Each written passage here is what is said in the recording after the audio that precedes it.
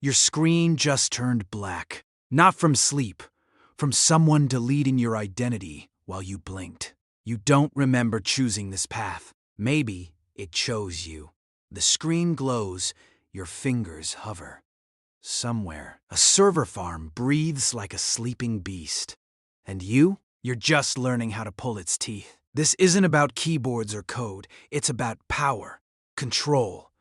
The slow, seductive unraveling of walls between you and everything worth stealing. There are 5 rungs on this ladder, each one deeper into the machine, each one darker than the last. You start at the bottom, but you won't stay there long. Level 1.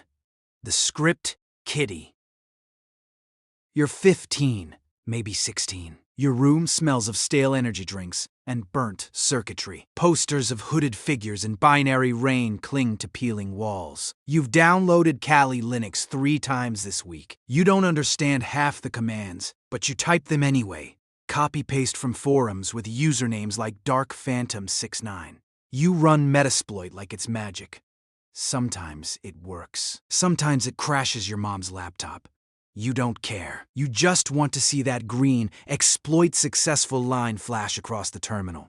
That's your high, your validation. You brag in Discord servers about owning a school printer or crashing a local pizza shop's website. No real damage, just noise. But someone notices. Not the cops. Not yet. A shadow in the chat logs. Watching. Your privileges? Access to public tools, free tutorials, and the illusion of power. But danger creeps in. Your IP leaks during a botched DDoS. Your Reddit post gets flagged by a bored sysadmin. You think you're anonymous. You're not. The moral cost? None yet. You're just playing. But play long enough, and the game starts playing you. One night, a private message appears from a user named Rafe. No greeting, just a link and a single line. If you're real, you'll open it. You click. Your entire hard drive encrypts in 0.4 seconds. A new window opens. If you're real, you'll decrypt this before your mom's laptop gets subpoenaed. Level 2, the Apprentice. Now you're in a basement that smells of ozone and old coffee. You've traded posters for printed schematics pinned to corkboard. Network diagrams, port lists, Wi-Fi handshake captures. You don't just run tools anymore. You dissect them. You read CVE reports like novels. You spend nights in hack-the-box labs, solving CTFs until your eyes burn. You learn Python not to impress, but because you need to modify payloads on the fly. Your first real hack? A local business with outdated WordPress plugins. You don't steal data. You leave a note. Patch your shit. It's a flex, but also a test. Are you good enough to be seen without being caught? Privileges grow. Access to private forums, encrypted channels, beta exploits, shared under NDA-like oaths. But danger sharpens. Law enforcement honeypots mimic real vulnerabilities. One wrong move, and your router gets flagged by an ISP anomaly detector. You start using Tor, then Unix, then air-gapped VMs. The moral cost begins to weigh. You watch a friend get doxxed after bragging too loud. You say nothing. You can't afford empathy.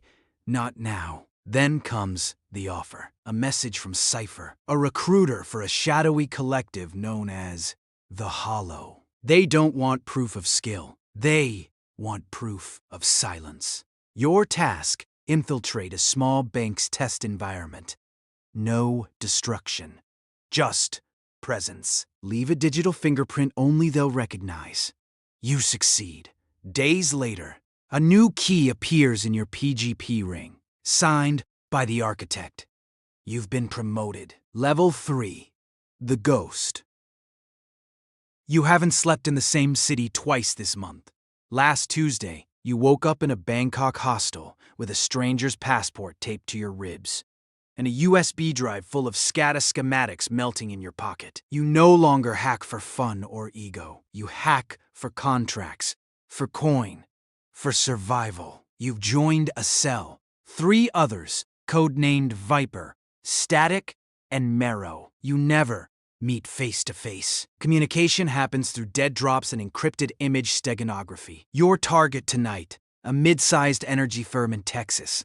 Not for ransom, for reconnaissance. Someone wants to know how their SCADA systems respond under stress. You pivot through a compromised HVAC vendor, escalate privileges via a forgotten admin account, and map the internal network over 3 sleepless nights. You don't touch the controls. You just watch, record, report. Privileges now include zero-day exploits traded in back-alley markets, custom malware that erases itself after execution, and safe houses in cities you've never visited. But danger is constant. A federal cyber unit has begun tracking your signature, a subtle timing quirk in your packet spoofing. You change your style weekly. The moral cost deepens. You overhear chatter about a hospital breached by another cell, patients rerouted, surgeries delayed. You tell yourself it wasn't you, but you enabled the ecosystem.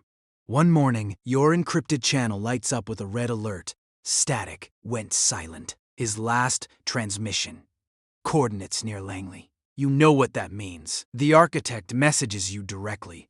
Clean slate. New alias. Report to Zurich node. You burn your current identity. Again. The machine demands fresh meat. Level 4. The architect. You don't break into systems anymore. You design the doors others walk through. From a soundproofed loft in Tallinn, you orchestrate campaigns that span continents. Your team is global. Coders in Manila, social engineers in Buenos Aires, logistics handlers in Dubai. You speak 5 languages, none of them your native tongue. You've never met your employer, but you know their flag flies over embassies in Geneva and Seoul. You're not a mercenary, you're infrastructure. Your latest operation, codenamed Silent Harvest, targets election infrastructure in 3 swing nations.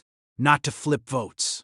Too crude. You manipulate voter roll databases to sow doubt, delay certification, fracture trust. It's psychological warfare dressed in JSON. Privileges are absolute.